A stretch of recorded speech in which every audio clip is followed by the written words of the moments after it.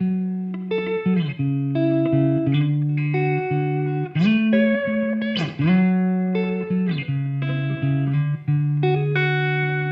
like it's kind of like the idea of when you subtract all that space that can go in between two things, like if you were to just play it like this, as opposed, it just creates this dimension to it, because then you've got a high thing and a low thing, and it's basically like two things rather than just playing a chord, which makes it just like one thing. So it was a good way to play acoustic guitar and to be able to kind of improvise with myself, because I could kind of send my head in two directions at once, you know? Like an example of like improvising with that kind of thing, what you can get into, like,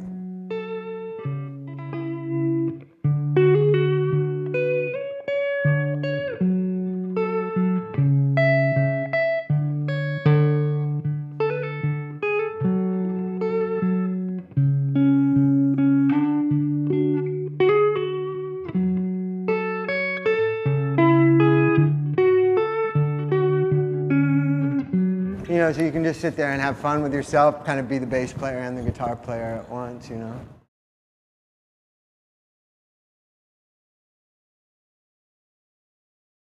Well, you can't forget that it's all about playing music. It's not about what you can show people that you can do with a piece of wood in your hands that had strings on it. Like the idea is to make sounds that are good, and in music, that's really so much about the relationships between the different things. So like for me, like if I'm sitting at home studying a particular guitar solo, it's not enough for me to just learn the solo. I have to make sure I understand the relationship between the notes that the lead player is playing and the chords that are being played behind it, or the bass line that's being played behind it. And I think that the fact that I take that approach to it comes out a lot in my soloing, because I'm often really absorbed in what the bass and the drums are doing, and I'm really thinking about trying to create dimension in relationship to that. You know, I'm not thinking in terms of just, oh good, they're giving me a blank canvas, now I can go crazy over it. Like it's more like constant interaction with the other people playing, and you know, it's and I guess on this album, like it was really important to me to do a lot of speeding up and slowing down, and a lot of people play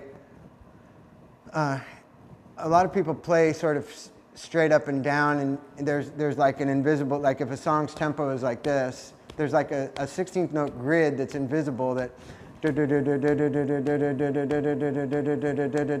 and usually, like in general, people play with a strict adherence to that, even if they're people who don't know anything about music. Sometimes, especially if they're people who don't know anything about the technical side of music, they stick to that thing like they're in jail, you know? They don't go outside of it. They don't play slower than that. They don't play faster than that. They don't speed up and slow down. They play a series of notes, all of which more or less fall into that, onto one of those 16th notes. They could be playing slow, but it's dun, dun, dun, dun, dun, dun, dun, dun, dun, dun, dun, dun, dun, dun, you know.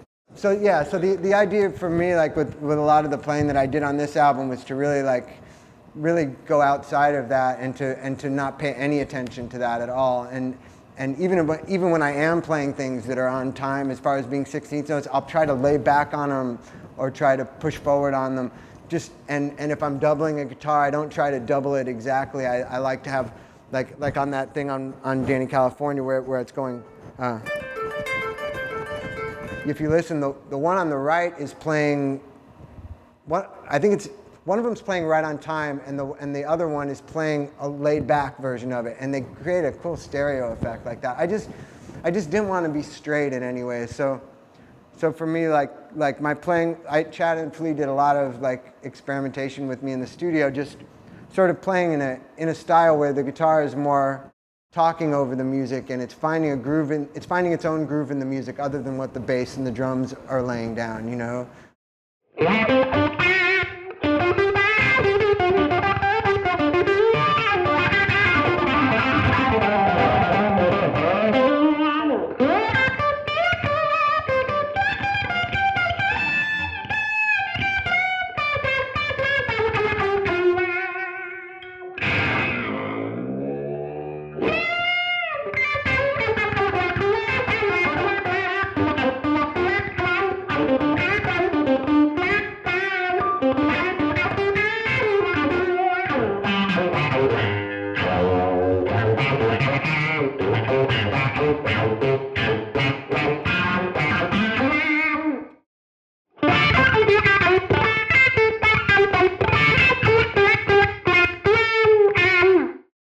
like making sure you're just stretching time out and making time go faster, making time go slower, just playing games with it all the time and just trying to like twist everything around and